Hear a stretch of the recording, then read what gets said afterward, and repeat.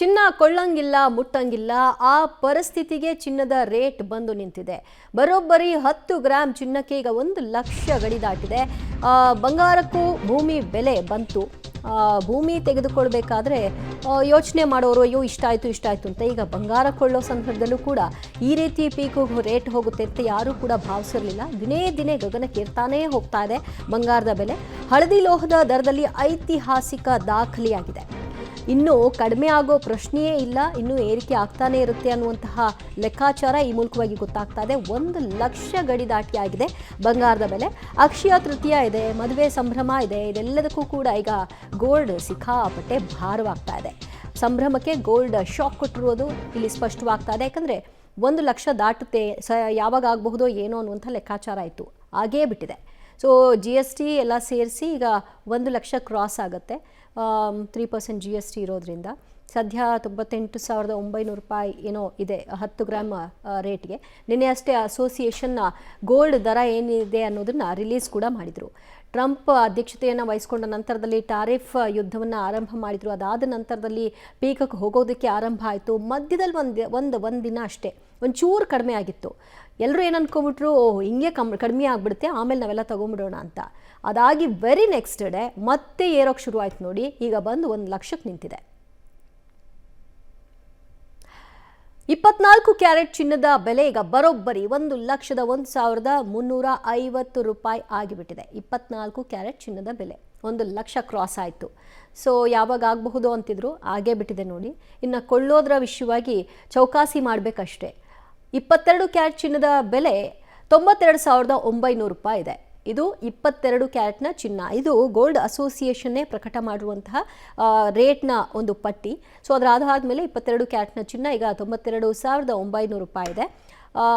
ಸಂಭ್ರಮಗಳಲ್ಲಿ ಇನ್ಮೇಲೆ ತಗೊಳ್ಬೇಕು ಅನ್ನುವಂತಹ ಪರಿಸ್ಥಿತಿ ಇದ್ದರೆ ಮಾತ್ರ ತಗೊಳ್ಳುವಂತಹ ಆಲೋಚನೆಗಳನ್ನ ಚಿನ್ನ ಕೊಳ್ಳುವವರು ಮಾಡುವಂತಾಗಿದೆ. ಚಿನ್ನದ ಬೆಲೆ ಗಗನಕ್ಕೇರ್ತಿದೆ. ಆಲ್ಮೋಸ್ಟ್ 1 ಲಕ್ಷದ ಗಡಿಗೆ 10 ಗ್ರಾಮ್ ಚಿನ್ನದ ರೇಟ್ ಆಗಿದೆ. ಈ ಬಗ್ಗೆ ಮಾತಾಡೋದಕ್ಕೆ ಆರ್ಥಿಕ ತಜ್ಞರಾಗಿರುವಂಥ ರುದ್ರಾಮೂರ್ತಿ ಅವರಿದ್ದಾರೆ. ಸರ್ ನಮಸ್ತೆ.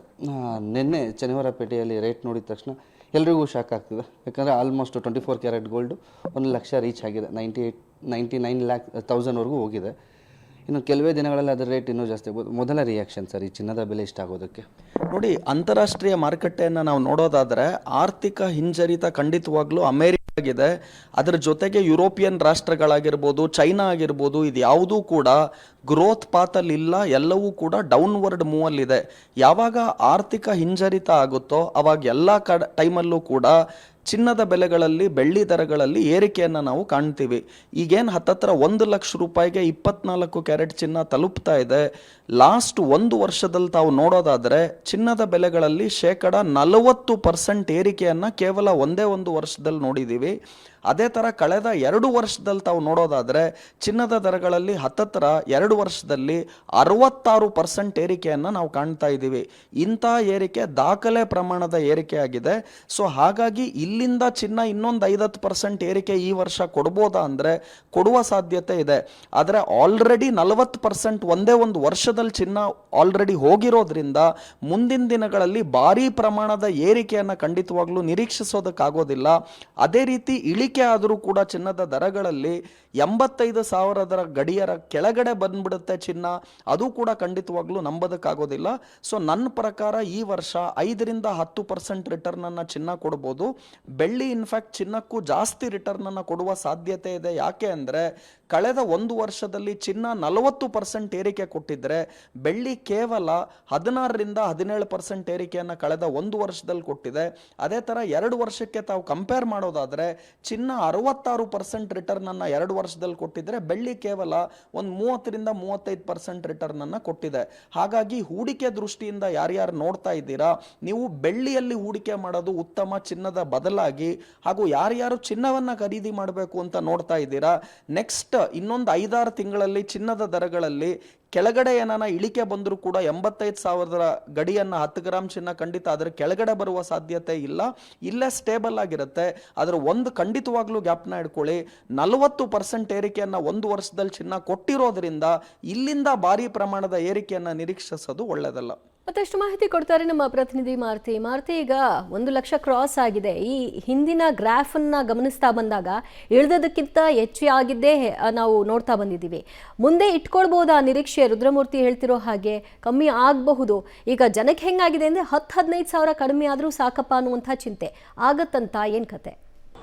ಖಂಡಿತ ದಿವ್ಯ, ಆರ್ಥಿಕ ತಜ್ಞರಾಗಿದ್ದ ರುದ್ರಮೂರ್ತಿ ಅವರು ಕೂಡ ಅದನ್ನೇ ಹೇಳ್ತಿರುವಂಥದ್ದು. ಈಗ ಕಳೆದ ಒಂದು ವರ್ಷದಲ್ಲಿ ಚಿನ್ನದ ಬೆಲೆ ಶೇಕಡ 43ರಷ್ಟು ಏರಿಕೆ ಆಗಿರುವಂಥದ್ದು. ಕೇವಲ ಒಂದು ವರ್ಷದಲ್ಲಿ ಇಷ್ಟರ ಮಟ್ಟಿಗೆ ಏರಿಕೆ ಆಗಿರುವಂತಹ ಇತಿಹಾಸ ಇಲ್ಲ. ದಿನದಿಂದ ದಿನಕ್ಕೆ ಚಿನ್ನದ ಬೆಲೆ ಏರಿಕೆ ಆಗ್ತಾನೆ ಹೋಗ್ತಿತ್ತು. ಕೆಲವರು ನಿರೀಕ್ಷೆಗಳು ಇತ್ತು, ಇನ್ಮೇಲೆ ಆದರೂ ಕಮ್ಮಿ ಆಗುತ್ತಾ ಅಥವಾ ಇನ್ನೊಂದು ವಾರದಲ್ಲಿ ಕಮ್ಮಿ ಆಗ್ಬೋದು ಅಂತ, ಅಕ್ಷಯ ತೃತೀಯ ವೇಳೆಗೆ ಕಡಿಮೆ ಆಗ್ಬೋದು ಅನ್ನುವಂತಹ ನಿರೀಕ್ಷೆಗಳಿತ್ತು. ಆದರೆ ಆ ನಿರೀಕ್ಷೆಗಳೆಲ್ಲ ಹುಸಿಯಾಗಿರೋದಕ್ಕೆ ಇದಕ್ಕೆ ಪ್ರಮುಖವಾದಂತಹ ಕಾರಣ ಜಾಗತಿಕ ಆರ್ಥಿಕ ಹಿಂಜರಿತ. ಅಂದರೆ ಆರ್ಥಿಕವಾಗಿ ಜಗತ್ತಿನಲ್ಲಿ ಹಿಂಜರಿತ ಸೃಷ್ಟಿಯಾಗಿರೋದೇ ಕಾರಣಕ್ಕೆ ಆರ್ಥಿಕವಾಗಿ ಷೇರು ಮಾರುಕಟ್ಟೆ ಆಗಿರ್ಬೋದು ಮತ್ತು ಚಿನ್ನದ ಮಾರುಕಟ್ಟೆ ಬಿದ್ದಿರೋದೇ ಇದಕ್ಕೆ ಕಾರಣ ಆಗಿರುವಂಥದ್ದು. ಇದರ ಜೊತೆಗೆ ಮುಖ್ಯವಾಗಿ ರಾಷ್ಟ್ರೀಕೃತ ಬ್ಯಾಂಕ್ಗಳು ಮತ್ತು ಸೆಂಟ್ರಲ್ ಬ್ಯಾಂಕ್ಗಳು ಚಿನ್ನವನ್ನು ಹೆಚ್ಚಿನ ಪ್ರಮಾಣದಲ್ಲಿ ಹೂಡಿಕೆ ಮಾಡ್ಕೊಳ್ಳೋದಕ್ಕೆ, ಅಂದರೆ ಶೇಖರಣೆ ಮಾಡ್ಕೊಳ್ಳೋಕ್ಕೆ ಶುರುವಾದಾಗ ಬೇಡಿಕೆ ಹೆಚ್ಚಾಗಿದೆ. ಮುಂದಿನ ದಿನಗಳಲ್ಲಿ ಈ ಚಿನ್ನದ ಬೆಲೆ 10,000-15 ಸಾವಿರ ಇಳಿಕೆ ಆಗುತ್ತೆ.